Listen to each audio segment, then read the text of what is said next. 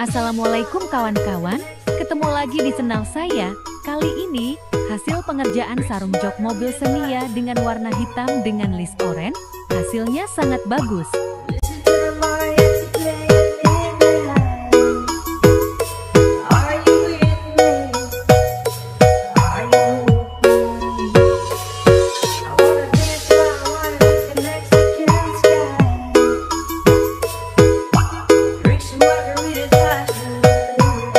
Di sini kami menggunakan bahan-bahan berkualitas terbaik supaya hasilnya tidak mengecewakan dan tahan lama.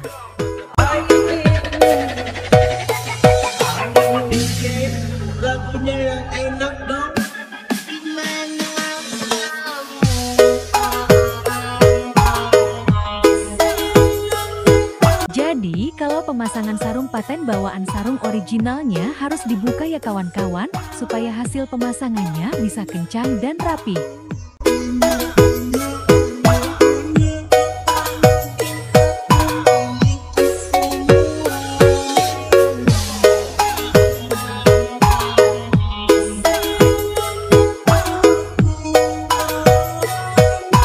Lihat aja hasilnya lebih rapi dan dijamin tidak mengecewakan kalian.